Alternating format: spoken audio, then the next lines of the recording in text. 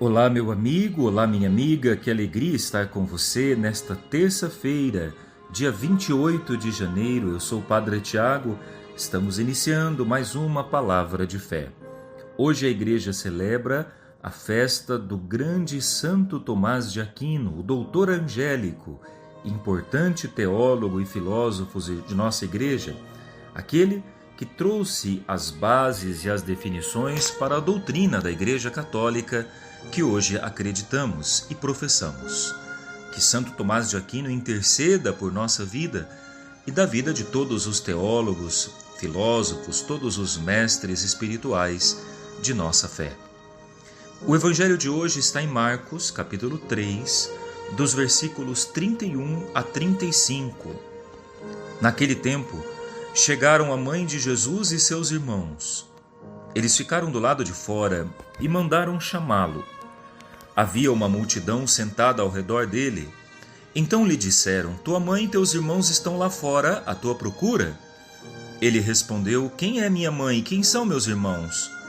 E olhando para os que estavam sentados ao seu redor, disse: Aqui estão minha mãe e meus irmãos. Quem faz a vontade de Deus, esse é o meu irmão, minha irmã e minha mãe. Meus irmãos, utilizando o tema do santo que nós celebramos hoje, Santo Tomás de Aquino, eu gostaria de aprofundar duas coisas que esse evangelho nos faz refletir. Primeiro, entender o que significa de fato a vontade de Deus. E depois, entender a importância dos teólogos na vida da Igreja Católica. Quando nós ouvimos esse trecho, quem talvez não conhece do Evangelho, não conhece da palavra, ou está baseado em uma teologia muito rasa, acaba achando que Jesus desvalorizou a pessoa de Nossa Senhora. Muitos usam esse texto para dizer: tá vendo? Jesus não considerava Maria uma pessoa especial, não, era uma qualquer.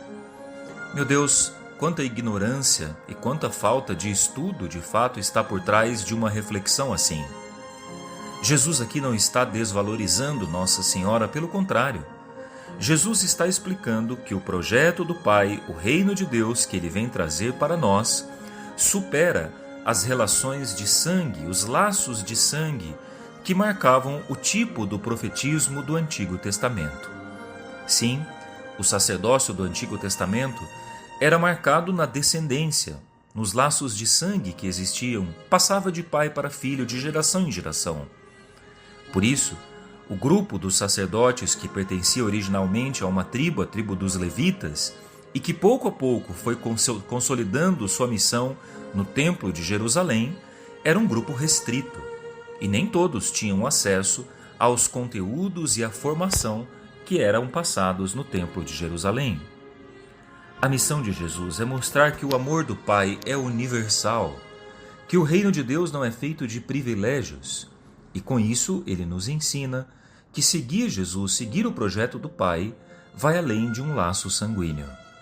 É claro que Jesus tem muita consideração e muito amor à sua mãe, a nossa mãe, tanto que nos deu ela de presente do alto da cruz. Mas nos ensina também que participar do reino de Deus não depende de pertencermos dessa ou daquela família, desse ou daquele nível social. Todos nós somos chamados na nossa condição a seguirmos o Senhor. Por isso, você que é católico precisa conhecer a sua fé e não ficar à mercê de discursos muitas vezes oportunistas que tentam deturpar o verdadeiro significado da fé católica a partir de interpretações que servem para dividir e não para somar. Por isso, a Igreja valoriza muito o papel dos teólogos. Um padre, ao ser formado para exercer o seu ministério, passa por pelo menos de 8 a 9 anos estudando. Ele faz 2 faculdades, filosofia, teologia, além de um período chamado propedêutico de iniciação. Se ele for um padre religioso pertencente a alguma congregação ou ordem, ele estudará ainda mais. Vejam a seriedade com a qual a Igreja Católica conduz o processo formativo daqueles que serão seus ministros, seus pregadores. A igreja não improvisa. A igreja exige e prepara, pois deseja que os seus fiéis, o seu povo, seja formado da melhor maneira possível. Essa foi a forma como Santo Tomás de Aquino se empenhou durante toda a sua vida na preparação de seus estudos e depois, através dos seus escritos de filosofia e de teologia, para fazer com que a Santa Igreja tivesse uma doutrina sólida, persistente e permanente até os dias de hoje. Não dá para conhecer a doutrina da Igreja Católica sem entender perfeitamente a contribuição de Santo Tomás de Aquino, o doutor angélico, aquele que nos explicou sobre a natureza dos anjos, por isso esse nome, mas aquele que ofereceu as bases para a teologia moral da Igreja a partir da teologia das virtudes, da moral das virtudes, seguindo o exemplo de tantos filósofos que ele estudou. Muito do que conhecemos hoje, que está nas nossas orações, na nossa liturgia, no nosso credo, vem do conhecimento exposto por Santo Tomás de Aquino. Por isso, eu aconselho a você que é católico a procurar uma formação para a sua fé. Católico de verdade não segue apenas vídeos de internet. Claro, há muitos vídeos muito bons, há muitos influenciadores que podem trazer conteúdos que sejam de fato razoáveis e até muito instrutivos. Mas estejamos atentos. O verdadeiro cristão procura conhecer. Há um ditado latino muito bonito que diz Fides querens intellectum, ou seja, a fé procura conhecer. Procure o seu padre na sua paróquia.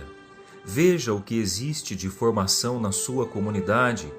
Sempre há nas paróquias estudos bíblicos, estudos sobre o catecismo, estudos sobre a doutrina, para conhecer e aprofundar a sua fé. Lembre-se, todo conhecimento gera unidade, jamais divisão.